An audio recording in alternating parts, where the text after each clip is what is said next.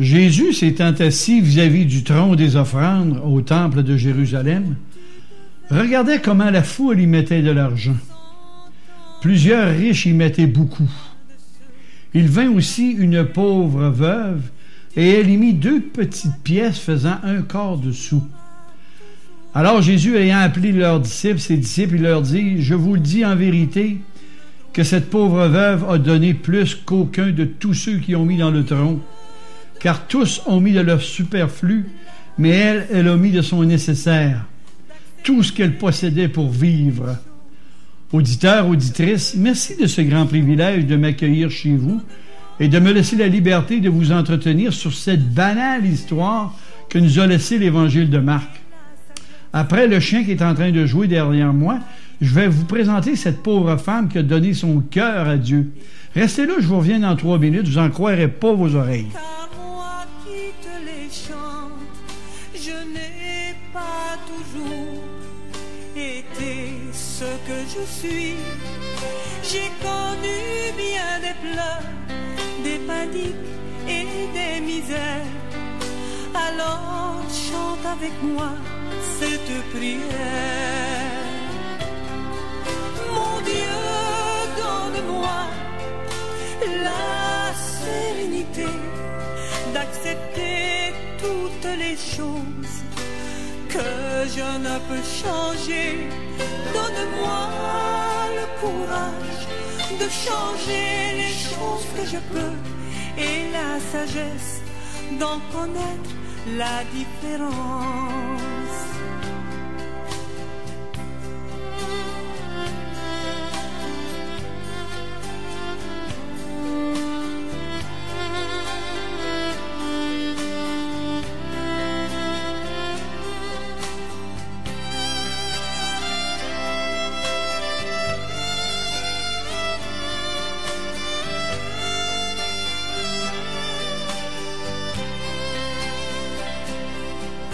Tu devras aussi te prendre en main si tu veux changer ton destin. Laisse de côté les choses qui te détruisent. Tu auras alors de belles surprises. Mon Dieu, donne-moi la sérénité d'accepter toutes les choses que je ne peux changer. Donne-moi le courage de changer les choses que je peux et la sagesse d'en connaître la différence. Pour toi chaque jour deviendra ensoleillé, ton cœur s'ouvrira à l'amour. Ne vis qu'un jour à la fois, si tu veux en profiter, et tu seras heureux pour toujours. Mon Dieu, donne-moi la sérénité d'accepter toutes les choses que je ne peux changer. Donne-moi le courage de changer les choses que je peux et la sagesse d'en connaître la différence. Et la sagesse d'en connaître la différence.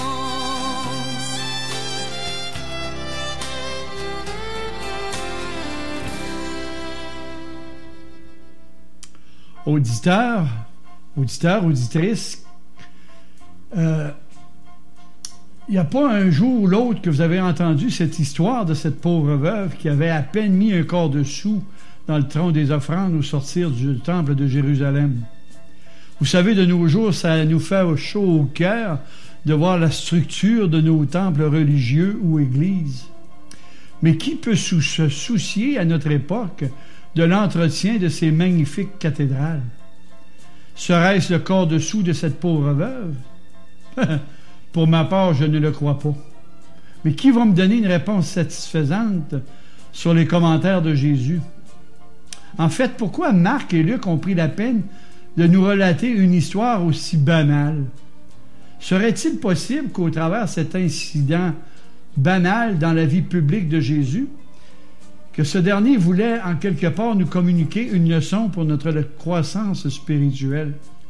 Voilà ce que je vous propose aujourd'hui comme aliment spirituel au travers de la parole de Dieu. Ah, j'entends votre question. Qui était-elle? Qui était-elle? C'était un très grand spectacle que celui qui présentait le temple de Jérusalem. Le service terminé, la foule sortait et regagnait la ville. Les chants de louange avaient cessé dans ce sanctuaire et personne à cette époque n'aurait voulu manquer ces assemblées religieuses.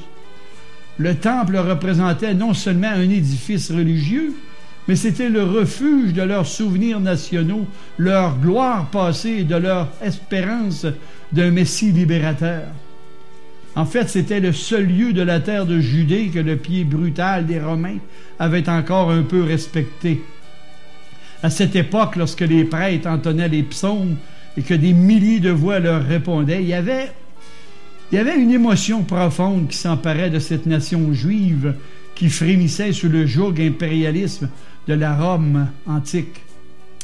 Aussi, lorsque le Juif passait devant le trône des offrandes, qui devait servir à l'entretien de ce sanctuaire et du culte national, il déposait ses offrandes et avec un orgueil secret, il regagnait sa demeure, le front hautain et le cœur satisfait de son rite religieux. C'était donc un jour semblable à celui-ci. La foule descendait les marches du temple et on pouvait voir au premier rang la foule, on pouvait voir les pharisiens, au second rang les personnes de la noblesse, au troisième rang les travailleurs, et enfin à la basse classe. Et au travers de tous ces gens, Jésus voit au milieu de cette foule une femme à la démarche modeste, tranquille. Qui était-elle? D'où venait-elle? Comment vivait-elle? Oh, les évangiles sont muettes sur son passé. Mais la Bible dit simplement qu'elle était veuve, c'est-à-dire que son cœur avait été brisé dans ses affections les plus tendres.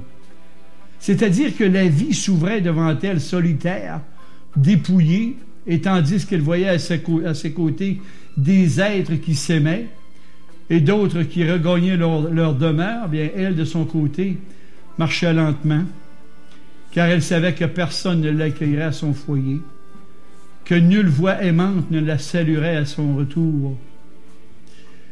Elle était veuve et elle était pauvre, c'est-à-dire doublement veuve parce que les consolations et les sympathies vont habituellement vers ceux d'un rang beaucoup plus distingué. Pauvre et veuve, c'est-à-dire que pour elle, l'existence se présentait comme une lutte sans arrêt contre la misère et la sombre perspective d'une mort solitaire. Pourtant, chers auditeurs, chères auditrices, vous qui la prenez en pitié et qu'en plus vous vous apitoyez sur son sort, j'ai le plaisir puis j'ai le regret de vous dire que vous ne savez pas voir dans le cœur humain comme Jésus savait le faire. Vous savez, le Seigneur ne regarde pas à l'extérieur comme l'homme. L'homme regarde à ce qui frappe les yeux, mais le Seigneur, lui, regarde au cœur. Notez que la nature humaine, pour avoir la foi, exige des manifestations pseudo-spirituelles visibles pour croire. L'homme veut voir de ses yeux des miracles visibles, des guérisons physiques visibles, ou je ne sais quoi d'autre pour croire. Mais par contre, la foi biblique, elle ne s'appuiera que sur les promesses de Dieu écrites dans sa parole pour croire. Je me demande bien, moi, qui dit « Heureux ceux qui croient sans voir ». En tout cas, sous ses vêtements de deuil, cette pauvre femme a dans son cœur une paix et une joie qui nous dépassent. Pourquoi? Tout simplement parce que cette femme a trouvé son Dieu dans le temple de son cœur. Cette pauvre femme possède en elle la Shekinah de Dieu. La Shekinah de Dieu en elle, c'est-à-dire la présence de Dieu dans le tabernacle de son âme, ou encore mieux, Dieu habite dans le temple de son cœur. Et pendant que d'autres sont satisfaits de leur culte social au travers de leurs rituels religieux, Elle, de son côté, a saisi par son cœur ce que les sacrificateurs d'Israël assis dans la chair de Moïse n'ont pas saisi, c'est-à-dire l'amour et la compassion de Dieu. Elle a vu dans la Torah juive ce que Dieu a promis aux malheureux, aux malheureuses. C'est-à-dire que des liens étroits se sont formés entre elle et son Père céleste. Et j'oserais dire, passez-moi l'expression, son visage ne fut plus le même, car Dieu était en elle. Elle a compris ce que le mot « aimer » veut dire. Aimer, c'est le cœur qui chante, le regard qui sourit et quelques souvenirs qui pleurent. En fait, ce qui lui manque du côté de la terre, elle l'a trouvé du côté du ciel. L'histoire de cette femme obscure est, dans un certain sens, en train de nous couvrir de honte en ce qui concerne le spirituel. Il me semble la voir lorsque les Lévites ont exalté la gloire de Dieu par des cantiques. Oh là là! C'était une grande ferveur qu'elle s'y est associée. Comme elle a dû trouver consolantes les paroles du psaume 45 qui dit « Dieu prend soin avec équité d'une pauvre veuve ». Tout ce que je vous dis, là, cette femme l'a comprise. Elle l'a cru du fond de son cœur. Les louanges sont montées à ses lèvres comme le langage naturel de l'amour, de la reconnaissance. C'est elle, la pauvre déshéritée, que tous plaignaient. C'est elle qui, dans cette assemblée, a su proclamer la grâce et la bonté du Seigneur. Mais cette reconnaissance qui remplit son âme, elle veut l'exprimer par une action. Elle a chanté les louanges de Dieu, oui. Son cœur a dansé l'enchantement avec le Seigneur. Elle a rendu son culte, mais ça ne lui suffit pas. Elle veut contribuer en apportant son offrande pour l'entretien de ce temple. Pardonnez-moi. Comment va-t-elle faire? Hélas, elle est pauvre et ne possède qu'un quart de sou. De plus, quelle est la valeur de ce denier pour l'entretien d'un temple si magnifique?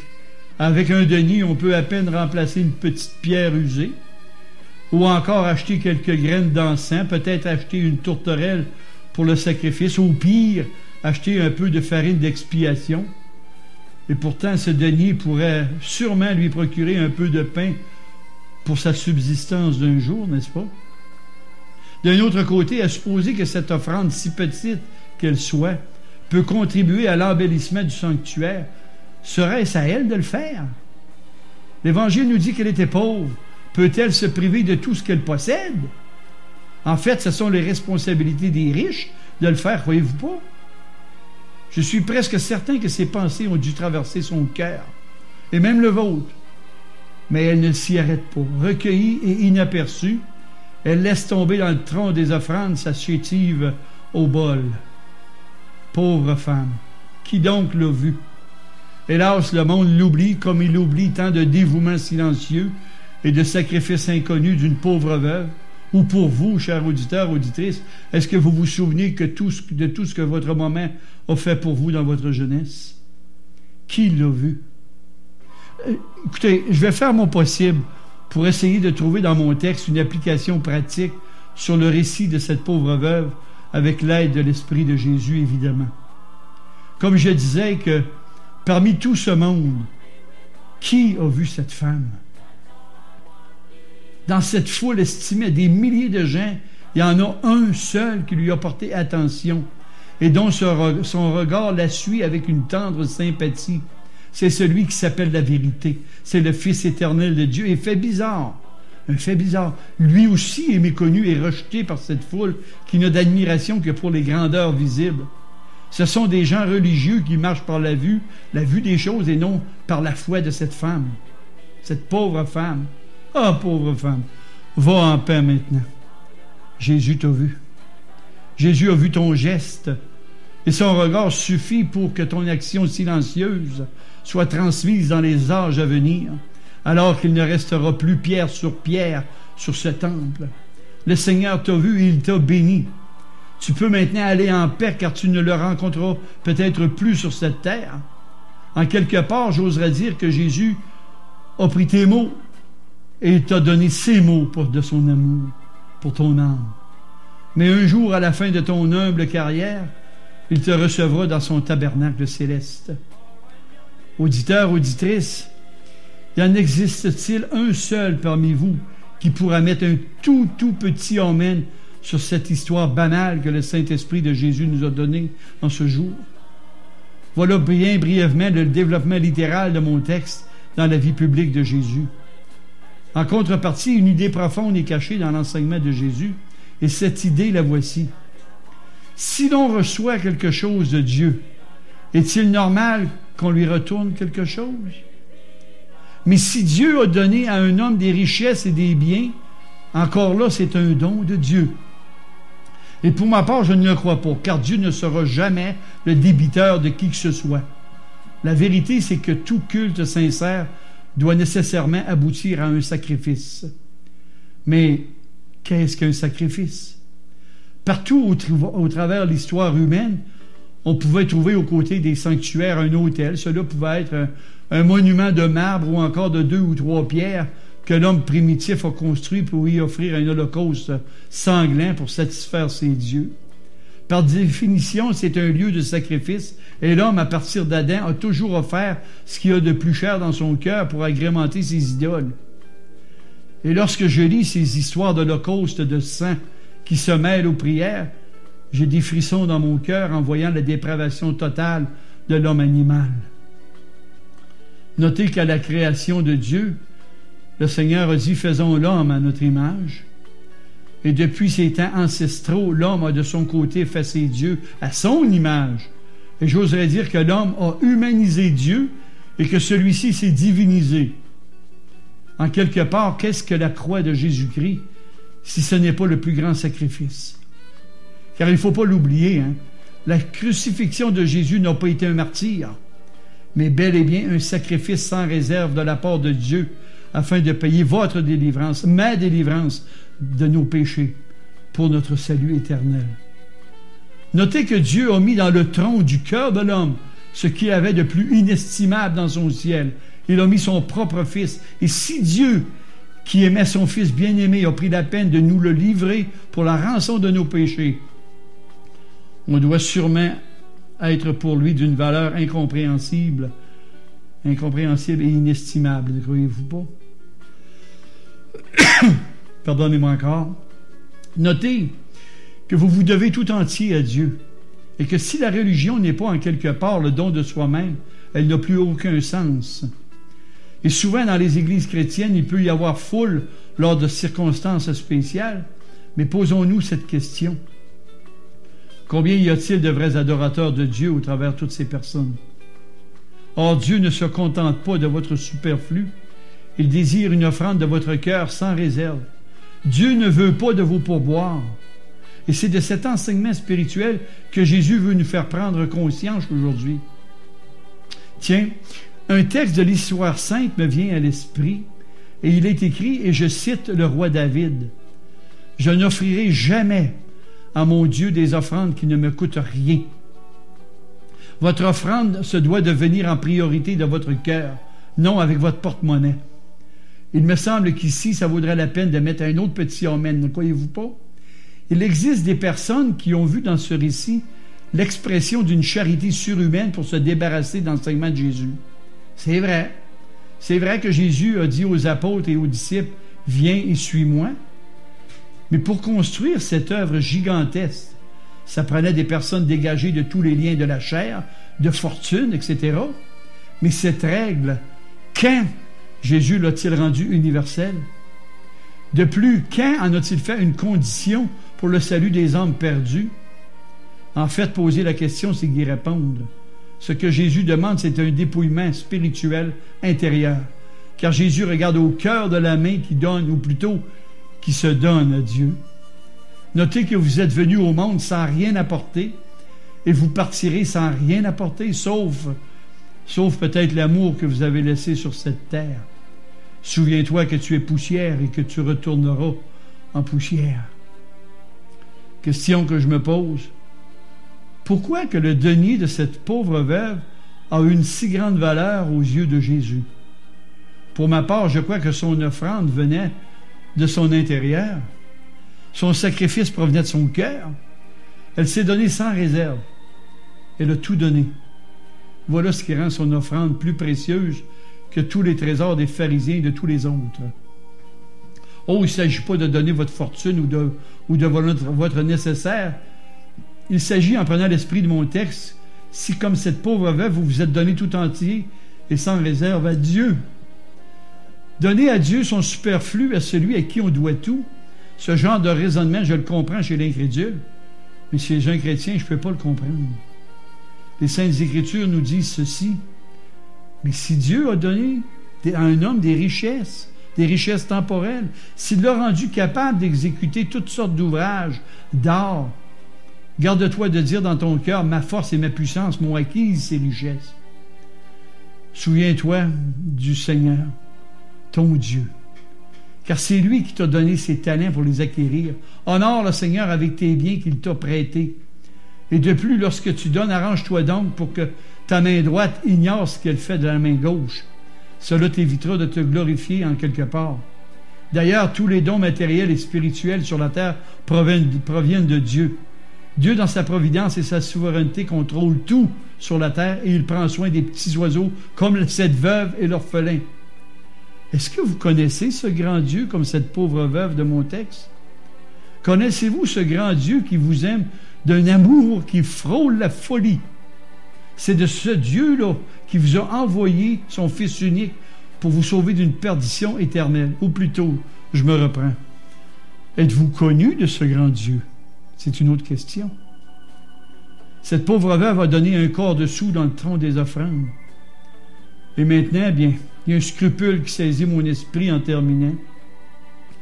Auditeur, auditrice, je crains de ne pas avoir été fidèle au récit de mon texte. Qu'est-ce que je vois dans ce récit? Une pauvre veuve donnant à Dieu tout ce qu'elle possédait pour vivre. J'ai démontré que c'était un sacrifice intérieur. Car si cette femme, il ne faut pas l'oublier, aura eu un moindre sentiment d'orgueil, son action n'aura eu aucune valeur aux yeux de Jésus. C'est donc de l'intérieur qu'il faut regarder. C'est par là qu'il nous sert de modèle. Nous devons nous donner nous-mêmes à Dieu. Tout cela est cartésien, c'est vrai, c'est réaliste, c'est rationnel. Mais elle a tout donné. Elle s'est abandonnée complètement dans les bras du Seigneur. Oh, je ne peux pas me débarrasser de ce fait. Auditeur, auditrice, je ne suis pas satisfait de mes explications, ni de mes réflexions sur ce récit biblique dans les évangiles. Elle a tout donné. Montrez-moi donc aujourd'hui des chrétiens qui se sont fait pauvres pour le Christ, et de mon côté, je vous montrerai des hommes qui ont tout donné pour leur patrie. Je m'humilie et courbe ma tête et mon cœur de honte lorsque j'entends les paroles de Jésus au sortir du temple de Jérusalem, que tous ont mis de leur superflu. Il n'a pas dit quelques-uns, il a dit tous. Saisissez-vous la profondeur des paroles de Jésus maintenant? Cette pauvre femme a mis son nécessaire. Tout ce qu'elle possédait pour vivre, en fait, si je comprends bien, c'est sa propre vie qu'elle a mis dans le tronc des offrandes. Je ne comprends pas comment j'ai pu analyser ce texte d'une manière aussi mauvaise. Je ne suis pas satisfait de cette étude. Et d'un autre côté, je suis gêné lorsque j'entends l'Évangile me dire que Dieu a tellement aimé le monde qu'il a donné. Il a donné son Fils unique dans le tronc du cœur de l'homme afin que ces derniers aient la vie éternelle. Dieu a tout donné à la croix du calvaire. Tous ont donné de leur superflu. Ce mot de Jésus désarme tous mes arguments. Et l'analyse de mon texte, elle a tout donné à Dieu, tout ce qu'elle avait pour vivre. Auditeur, auditrice, je vous demande pardon. Je me couvre le cœur avec de la poussière et de la cendre parce que je n'ai pas d'autre explication à vous donner. Elle a tout donné. Elle a tiré de sa pauvreté le plus magnifique trésor qui ait jamais glorifié le Dieu de l'univers. Amen et Amen.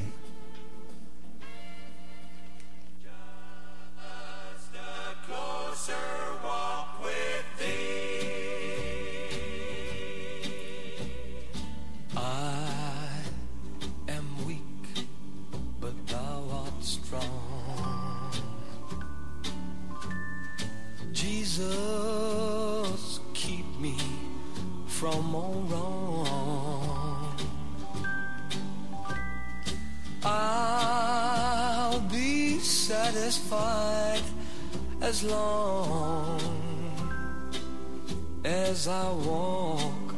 Just let me walk close to thee.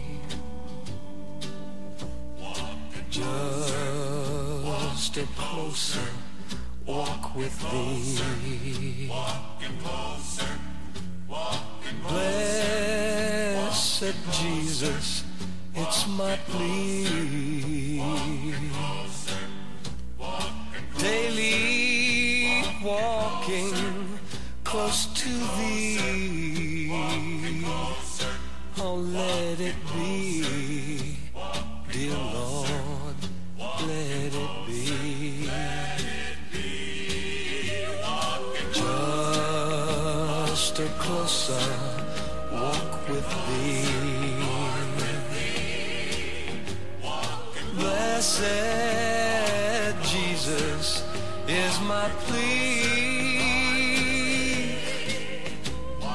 Daily walking close to thee.